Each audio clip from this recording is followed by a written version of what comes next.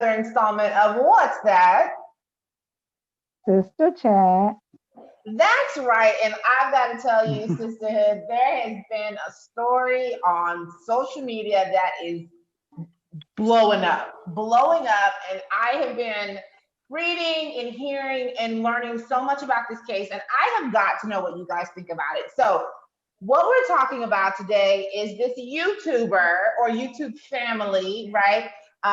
Micah and James Stoffer, who apparently adopted a special needs child from China and recently were caught red-handed having rehomed him. And what I think is really interesting about this case is that not just the fact that they adopted this child from a foreign country, brought him into his home, and after 2.5 years were like, all right, no more, but that people got suspicious that this family, whose whole YouTube presence lately at least had been about this child, was suddenly he was like ghosted. Like, what happened to him? And what was really fascinating is that they had like social media sleuths. I love people on social media. They're like the best detectives ever, who created their own social accounts that were like, what happened to Huxley? What's going on? And that's how they finally came out and shared the fact that they had found him a new home. So I want to know first. I think this story has multiple layers, right? Can we all agree that there are multiple layers to this story? What I want to talk about first is this idea of monetizing your family or monetizing an adoption process. So this couple apparently started out with a social media following of about 4,000 people on YouTube. They tried lots of different things and lots of different angles. And when they decided that they were going to adopt a child internationally, that became the thing that blew them up to over 700,000 YouTube subscribers that allowed them to live a completely different lifestyle. So they crowdfunded these followers, these 700,000 people donated money for not only the adoption process, but also for his therapies that he needed because he was special needs and he had some therapies that were required. So they were getting money like crazy from their followers. Meanwhile, they go from a $200,000 home to an almost $700,000 home. They're going on these big vacations. They're driving these luxury cars while looking their audience in the face and saying, "Hey, we need more money." So, what do you guys think about this idea of not just monetizing, because that's normal, that's a part of what we do in this day and age, but monetizing something like this, an adoption, a child, a life? I'd love to hear your thoughts, Shanika. There's so many thoughts going in my head right now about it. It's crazy. One question that I have is, did they know he was special needs before?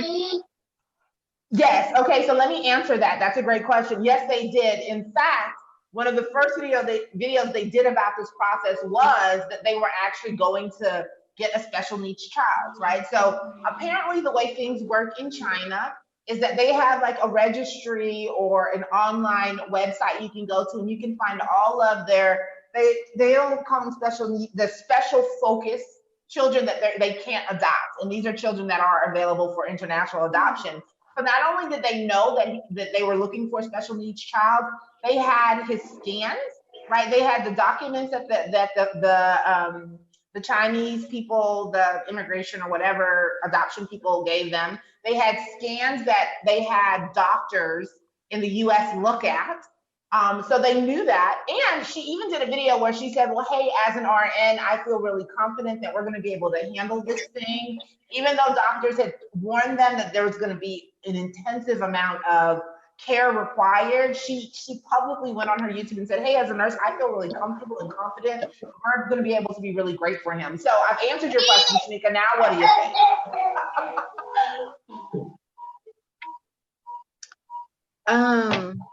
I feel like they were very strategic in getting this kid, and I don't like it. It doesn't fit well with me at all. Especially with me having a special needs kid. They got rid of him because of his special needs. Because it got too much, right? Supposedly.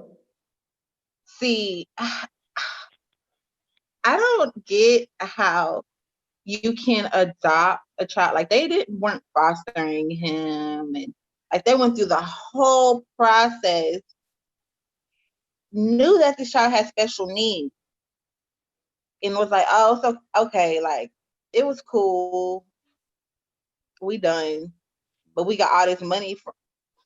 I can't. Yeah, I can't. It makes absolutely no sense to me. It's disheartening. It's disheartening. It is disheartening. Trace, what do you think about this idea of monetizing an adoption? I think that if you want to share your experience that you've had while you've gone and adopted a child or done anything, then yes, share your experience.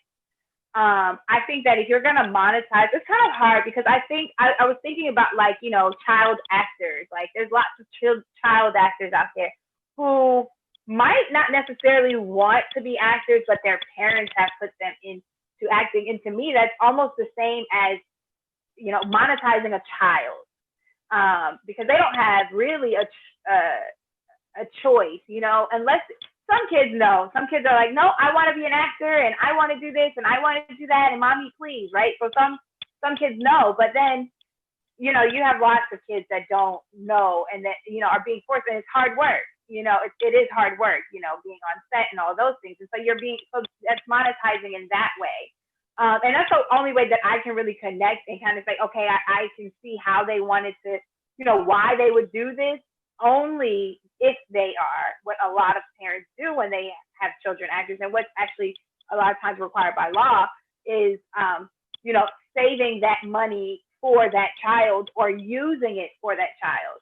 Like if they were actually using the money to help the child, because it is hard to raise a child with special needs, as we all know, and it costs a lot. And, he probably had to have different, medical treatments and things like that. So if you're using it as a means to help this child and give to this child, then okay. I don't know. I don't want to speculate or, anything like that about what they did do. I know I've heard some rumors about what they've done, that might not have necessarily helped, been for the child rather. And now that the child is gone, that's like a whole nother layer, because now they still have the assets that they got with that money that was supposed to be for the child, but now the child is not able to reap those benefits. So it's a little confusing for me as to say, like, yes, this is a good thing, or no, this is a horrible thing. I don't. It's too much. Shelly, what do you think? This really makes me angry, to be honest. I don't know what their intentions were, but from what it looks like to me that they use this child like an object to get money. Like if this child was a prop on their TV show. You don't do that to children. You don't do that to people, especially a child that is special needs. They knew from the get-go that this child had issues, like, that this child was special and this child was going to need that extra help. And she says she was an RN. What I read, and I don't know, please clarify, because I thought I read in the article that the child is now in a home with another medical professional who the parents believe would be able to better take care. So I don't understand. You were an RN, you're in the medical field, but you couldn't handle this. What were your true intentions? Were you just using this to help build up your YouTube channel? Like it really pisses me off. You don't do that to people. You don't do that to children. And that child has no say in their life. They have no say at this point in their life. And they should have been an advocate for them, for that child. She should have been an advocate for that child. She wasn't. And there's so many people who can't have children. For them to do that, like, I'm sorry, it just makes me angry. I'm gonna stop now before I say something. So it makes me angry. You bring up a really interesting point about this whole idea of she's supposed to be an RN, and she very publicly, I watched the video just today of her saying, well, because I'm an RN, I feel like I'm specially equipped to be able to handle this, even though the doctors are telling me that this is probably not something I should move forward with. As an RN, I know this. I will say this, allegedly, she has not been an active nurse since 2012 or 2013. She'd apparently lapsed, and there were some legal issues, and apparently a fight with a pregnant coworker, and all kinds of nonsense. So her in stating that she was an RN in the video, she wasn't actually an RN in that moment. So that might have been a little bit of an exaggeration in that moment, because legally she wasn't registered, she wasn't licensed in that moment. So there are those nuances. The other thing that you said that I think is really interesting is you mentioned the fact that this child is now placed with a family that is where there are medical professionals, right? Which is an interesting part, but there is quite a bit of speculation and questioning as to whether this child has actually. So there's some language that I think is really scary, right? She says, the media, I don't know if she's physically said it. I didn't see any clips where she's physically said the word rehome, but rehome is language we talk about when people give their pets back, right? An adoptive child is certainly not a pet. And then there's also, they said that the child had found their forever home, which again is language used with pets, which I find very, very bizarre. But there is some speculation that maybe this child has not quite found a forever home, and that the child is actually in foster care, which I think adds a different layer to this story. If this were true, that you adopted this child, you brought him into your home, you raised him for 2.5 years, and then you gave him up, not finding him an actual forever home, but him going through foster placement. So what do you guys think about the concept in general of, quote, rehoming a child that you've adopted? And I want to say, before we go into this topic, there are situations in adoption where you find out that it's not a good fit. It's not a good match. This happens in families, and that is a very difficult thing to go through. This family, though, had him for 2.5 years. So this is not okay. We were trying, and it didn't quite work out at first, and we're realizing that this isn't a good fit. I mean, this was a long-term arrangement that they were using very publicly. So what do you think? Can you rehome a child? What do you guys think about that, Sharice? I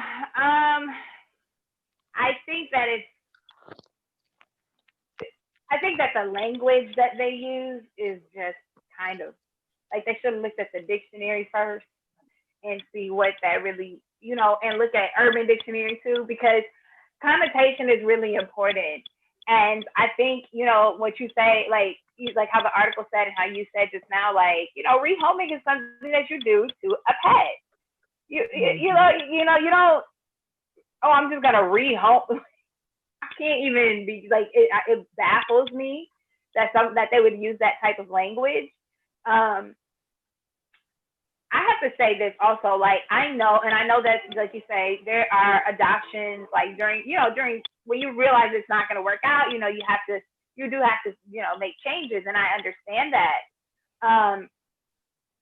But you can't do that. I mean, you can do that. I guess you could put your child up for adoption, but most parents who actually have their kid and not adopt would not do that. I don't think they would.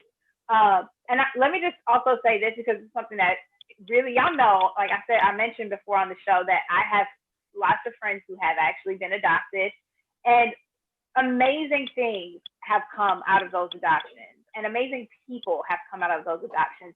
Some of my closest friends, are products of having been adopted.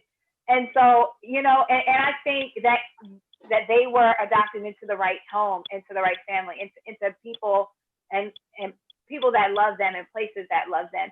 And so if these people didn't love this little boy, or I don't want to assume that they didn't, but if they felt they couldn't give him what he needed, then yes, find somebody else to give it to him, because it's unfair to that child for you to be there just like using and abusing. Like, I don't mean actually abusing, okay, but y'all know what I mean, like using him and not actually giving him the love and attention that he needs. you know, and I don't know that that's what they've been doing, but I'm just saying that I know that beautiful things come out of adoptions. And me, quite frankly, I'm happy that my friends were adopted so that I could meet them because they're amazing people.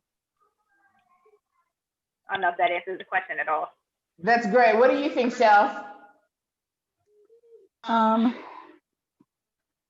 This this rehome word, I don't like it at all.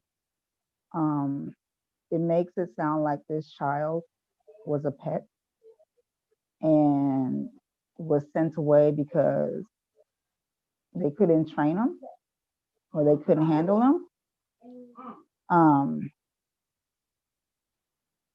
This whole story is just baffles me. I don't know. Again, I feel like I need to know what their intentions were before I can really truly answer this question. However, like Sheree said, if they realize that this child, they could no longer care for this child, I'm happy that they did go ahead and decide to remove him from their home. Because from what it looks like to me, and I'm just someone looking from the outside, it looks like to me that they really didn't care about this child. They just used this child. But that's just me. It may not be the case, but the way it's being, the way I perceive it to be, with the whole YouTube videos and monetizing and getting money for the adoption and all this stuff, it really feels like they used this child to build up their brand. And I'm happy this child is no longer in their care, and if they do have biological children, I really hope and pray for their biological children as well. Because They do. No, I'm just saying, because if this child was adopted, this child has a special need. God forbid something happens to one of their biological children, and they become in need of, you know, they have some kind of special need issue later on in life. Are they going to get rid of that child too? Okay, so before we hop into that topic, which I think is an important conversation, I want Shanika to sound off a little bit on this rehoming language. And you out there, a part of this, sound off in the comments. Let us know what it is you think is going on with this rehoming language. Is it okay? Is it strange to you? What do you think? Shanika, what do you think about this rehoming business? So Sharice really touched on something with the loving aspect of it. In that, you know, that changed my mind about the rehoming situation with the sweet boy, because if they weren't giving him the love that he needs, then he did need to go, because children need love. Like, you have to love your children. They feel it. Like, you may not say it, but your actions, they feel it. I have so much to say about it, but like not a lot to say about it, because I couldn't imagine doing it. I mean, I couldn't imagine, like, you know, sometimes you need a break from your kids, like everyone does who has kids, you need a little break. But they had to go so far as to, you know, putting a child out the house. And that's crazy. And I'm thinking about the child psychological, you know, at a psychological standpoint, like how was that child feeling? You know what I mean? 'Cause he was adopted. You know, special needs kids are really smart. Like, they understand. Like Caleb, he may not be verbal, but he understands. You know what I mean? So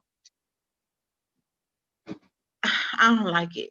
I don't like it. But if the child is in a better place, then I'm fine with it, because we don't need them hurting him, even if it's just emotionally. Yeah. And not even just emotionally, right? Because that's a part of it. And I totally agree with all of you guys, like when it comes to the fact that this is a child that needs love. And if he's better off in another home, thank goodness that happened, even if it did happen in a way that didn't sound that great, right? Like I totally agree with that. But Rochelle does bring up a very interesting point when she talks about them and their other children. So before Huxley was introduced into their house, they had 3 children. They had 3 bio kids. They often referred to them on their YouTube channel as their bios, which is kind of interesting. And then Huxley was introduced into the family. And as I said, he's been with them for 2.5 years. Then they announced that they were pregnant. And so Micah and James actually had a new child that they brought into the home. And so there's been a lot of speculation on social media about the dynamics in the family, having these other kids, adopting someone, then having another child, and then deciding that that adopted child is no longer a fit for their home. Any thoughts related to that aspect of the story?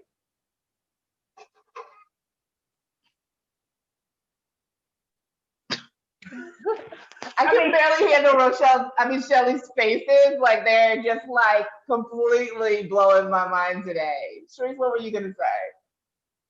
I was just gonna say that again, like I have to think about the loving aspect of it. This little boy is, first of all, so gorgeous, so sweet looking, like, you know, and I don't know what their struggle was with him while he was in their house. I'd much rather them give him, you know, give him to someone who can love him, than them do something that they would regret. And even if, you know, maybe having the added stress of a new baby, we don't know how the kids reacted to having Huxley. So it's I think there's a lot of layers to this, and I don't want to prejudge anybody based on, like, on their decision that they made. I do find it very interesting that they did have another baby. And I don't know if they planned that, if they were expecting. I don't know what they did with that, but I do find it very interesting that that happened, and then suddenly Huxley, there was no more room for him. And I think that you know, that almost sends a really horrible, like, it makes me sick to my stomach thinking about what kind of message that sends, especially to children and families of kids that are special needs. So not only that, one of the things I want to say is, what message does that send to their other children, their bios as they call them, right? Like, okay, if there's a problem in our household, does that mean mommy and daddy might get rid of me too? And just from a psychological perspective, that's gonna be a question, right? Hey, Huxley was a part of our family for 2.5 years. We called him brother. He was a part of this family. And at some point, mommy and daddy didn't want him anymore. Are mommy and daddy going to decide that I'm a problem too? If I don't feel well, should I tell mommy and daddy, or will they get worried? I can only imagine sort of the psychological trauma, and not only for Huxley, because we have to also remember Huxley was essentially an orphan, right? He was a child without a family. A family took him, right? You have all sorts of issues there with trying to form attachments with this new family, only to be taken out of that family again and go through that process again. I don't know with how many homes, because there is speculation that he might be in foster care, not necessarily in a long-term placement yet. We don't know. But there are so many nuanced layers to this family and these children who are seeing that, okay, maybe this home isn't permanent. Is it okay for me to attach to these humans? Will I get to stay? I mean, there's so many layers to that I find so incredibly hard. For sure. Yeah. What do you think about that? My heart, I can't. Having a special needs child can be hard. You know, like, it can definitely be hard having a special needs child. But my thing is, they knew he was special needs. You know what I mean? And they chose him. Out of all the kids that they could have chosen, they chose him. Yeah. So that right there, I question, like, why? And then to just, I don't personally know people who've done that. But I've heard stories of from one of my social worker friends who their family did choose to give their special needs child up to for adoption because they just couldn't handle it.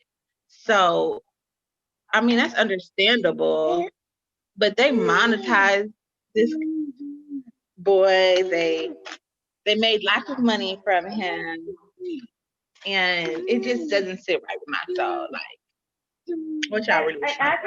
I think that that's the real question, right? Is like, is this a legal crime or is this a moral crime? Moral crime. Like, and I think that a lot of people online are attacking it from a legal standpoint as well, just saying like, oh well, they've monetized, and even they had like they have like a not a GoFundMe, but like a petition to like stop these people from or like have them return the money and like all this kind of stuff to remove all of the monetized content.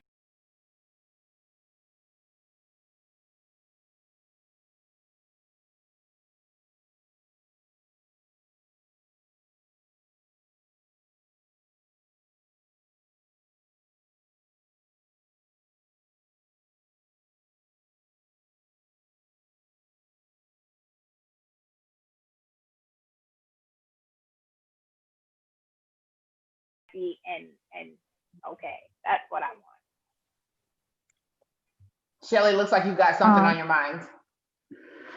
I just wish that we had this couple here that we can actually like ask them questions because one, I would like to know, did they have like any help, like a special nurse come in that can help with Huxley, like with just daily activities for him to kind of help the family? Because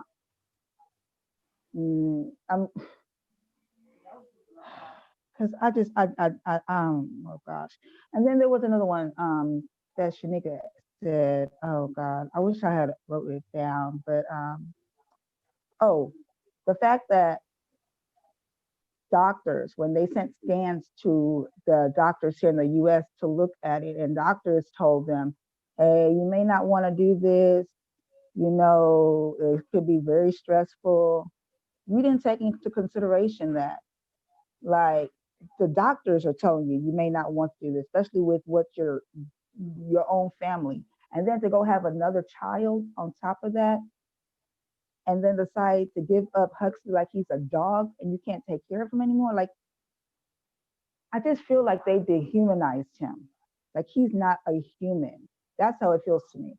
They just got rid of him because they couldn't take care of him or they couldn't handle him or whatever the situation is. They just tossed him aside. They got a new baby now. I don't know. I don't know. It does feel like they traded him in for the newer model. The newer model, like the newer model that's not broken down or whatever. You know, like and that I think is the part that is like kind of hurtful. Yeah, I know, and I don't mean it like that, and I hope that I know y'all don't go crazy in the comments on me like that, because that's not my words. That's just like that's what it feels like they've done, you know. But I think that also we have to consider like what was their intention, like when they started. That's my issue.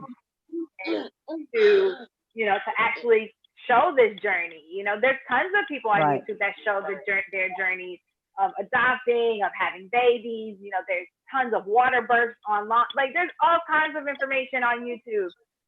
So, like, what was their intention? Was their intention to share their journey? And if it was, then why did they hide the fact that they were going to, quote unquote, in their words, rehome? Because that's also a part of your journey. So why not share that information as well if you're actually using the YouTube space to show, your experience? Can I just say, I just want to say real quick that I agree. The intention behind all of it. That's what I really want to know, because I can't really form a really good opinion on it if I don't really know their intention. I'm just going by off of what I see and how I feel about it. So I can't really form, I need to know what their intention was. And I don't follow them. I follow a lot of YouTube families. I don't follow them. I've never even heard of them. So I can't even say, hey, I understand, because I don't know them. I don't know their intention. I don't follow them. I don't plan on following them. Yeah. But yeah, I just want to make that clarify that I can't see the comments in the YouTube. And I just want to make sure y'all ain't trying to. No, you're fine. I think you guys are bringing up a really good point. And the reality is that we will never know what's going on in here with people. So we will never know their intentions. There's definitely speculation. There are people close to them who've come out and said things about why they did things a certain way and why you choose China, why you choose special needs children. There are all of these elements and these layers to it. We'll never know for sure their intentions. But one of the things I would love us to talk about is something Cherie said. She said, why hide the rehoming part? So, when I was introducing this topic, I explained that there was a sudden shift in their social media where people weren't seeing Huxley anymore. The family went on this massive trip to Bali. They had this huge vacation that they were talking about. Nobody saw Huxley, right? They were launching other YouTube channels and talking about how to make money on YouTube, and they're not talking about Huxley. And their followers felt so concerned that they weren't hearing anything that they actually created their own social media accounts, kind of trying to investigate, figure out what in the world happened. And they did. They got blocked. They got, they got ignored. They've gotten complaints because they were asking the question. And that is really what fueled that video that is like very, that's gone viral now, of them talking about their choice to quote rehome him. So my question for you is, did they have a duty, an obligation to inform their followers who helped pay for the adoption process, who helped pay for his therapies, who have followed their journeys and been invested in them for 3+ years in this process? Did they have a duty to their audience to tell them what was going on when it was time, when they realized that it was time to do it, or even after that, right? Like, what are your thoughts on that, Shanika? They absolutely deserve it to their followers to tell them what's going on, because like you said, these people helped pay for this adoption. They watch their videos, and that's another way that they pay for their lifestyle. Yep. Be open and honest, and this whole thing could have been different, and they could have been looked at differently.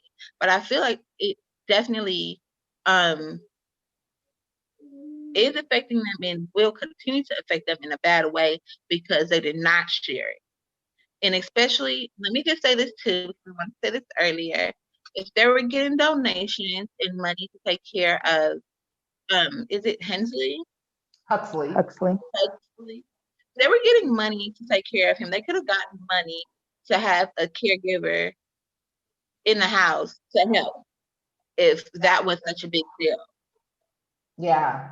And I'm not sure that finances were an issue. I know that after Huxley apparently was no longer part of the family, she's publicly done some YouTube videos where she talked about how she had videos that paid her on just one video $42,000. And that's just off of monetizing a single video. That's not from the crowdfunding that they were doing with their audiences or anything like that. So, we know for a fact from her own mouth that they were doing very well financially when it came to using YouTube to monetize, including a lot of that being Huxley's story, right? At least one of his videos was over $40,000. Go ahead, Sharice. And let me just say this. I think that's where it becomes very distasteful, and it's very, and for me, that is the problem. Like, you're going to go online after you've done this, after you've used this child's story, this innocent child's story, and you're going to come on and say, hey, I'm going to show you how to make X amount of dollars on YouTube. And that's the part to me that's really just gross and disgusting. And that's where I have a problem. Like, if you can't take care of the child, please find someone who can. But don't then continue to exploit that child's story by now trying to make more money, because they're gonna sell a course, they're gonna do all of those things, and it's all gonna be based off of money and videos that they made using this child's story. And I think that's wrong. I think if you know how to get all those followers and do all that YouTube stuff, then okay, cool. Go do it with another story, your own story, not this child's story. And take those videos of him off of your page and stop getting monetized with those videos. Or I mean, I don't even take the videos off their page versus Take them just off. like stop monetizing them. Well, because it's still a part of their story, right? It's still part of their experience. It's still like they still had Huxley for 3 years. They took care of him for 3 years.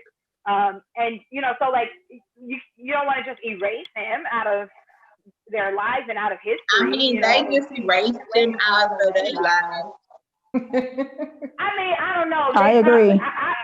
I hope no, but my hope is that they're still, you know, like looking at, like checking in on him, and you know that you know they're not. A relationship. I mean, I don't know. I can't speak for what they're doing, but that's my hope. I don't know. So, as far as them giving their followers an explanation, any other time I would say no, they don't have to give anybody an explanation. However, this child was a part of their journey, this child's journey. These people invested not just by watching, but financially in this whole YouTube channel. Like, they deserve to know. You can't just up there one day stop showing this child and then go on vacation. I didn't know they went on vacation. Bali, girl, Bali. Like, where you get that money from? Did you take the money that I donated to you for your child instead of giving it to the child? You went on vacation. Like, so no, they do owe their followers an explanation. Sure. You can't just do that. Any other time I would say no, you don't owe anybody any explanation, but this, no, they do. Because these people went on the journey with them. They went on the journey with them emotionally. They went on this journey with them financially. So yes, tell me what happened to Huxley. All right, girl. Final question, because we are getting heated and it's amazing, right? I'm loving it. But final question. We've talked about it. Sharice kind of even alluded to it when she's talking about child actors. All of this money that has come as a result of Huxley's story, Huxley's adoption, Huxley's situation. Do they owe Huxley some money? Should Huxley be getting a financial payout for care moving forward? Okay, heads are moving. Yes. What do you think? Yes. For sure. Like, that's it. No, there's no words need to be said. We're all in agreement on yes. They should have been putting that money in an account for him from the get-go. They might have. Still giving them, I doubt it, because they went to Bali. I mean, they might have went to Bali, but if she made 40 grand off of one YouTube video, then they probably have made enough to be able to go to Bali and also save for Huxley. The real question to me is whether or not the other kids and the rest of the family should be making money or being able to keep money off of Huxley's story. Like, that's to me the real question, because those people were donating money to Huxley, like for his help, for his therapy, for they weren't donating money for you to go to Bali, and like I don't know, modern day child support. But right, but then also, like, you have like the way that this is the thing that's so convoluted about the way that people are using YouTube these days, right? So they're basically creating reality TV shows, right? Yeah. Their own reality TV show. And if you go on a reality TV show, it does pay you. Now, it doesn't usually pay you a ton of money, especially if you are at the beginning stages of your career, like whatever. It might pay you like $2,500 an episode, right? And all the people who use, like, all of the stars of the show get paid. So, like, like on Real Housewives, all the housewives get paid, but their husbands don't. The men don't get paid. So now the question is, okay, do the parents get paid from Huxley's story, and not the kids? Do the kids you know, like it's a whole thing that to me, really, in reality, nobody should be getting paid other than Huxley because people were donating for Huxley stories. Huxley. Unless you're talking about the YouTube ads, because that was the business side of it that the parents, you know, created. So it's all like kind of like big mess. Too much. It's a big mess. It's a mess. It's a mess, and I think we'll leave it there. I want you to sound off in the comments. Let us know, should Huxley get paid? Should you get your money back if you donated? What do you think their real intentions were? Sound off in the comments. We can't wait to chat more with you guys about this topic because as you can see, my sisters are heated and hot after watching and learning and listening about this story. And I'm sure this won't be the only story to go viral right now. So we will continue to hop on here and share more and more great content with you about what's going on in the world as we enjoy our favorite show, What's That? Sister Chat. So don't you forget to go ahead and hit that subscribe button so you do not miss out on all of our chats because we want you to be a part of the sisterhood. So hit that bell and we look forward to chatting with you soon. Ciao.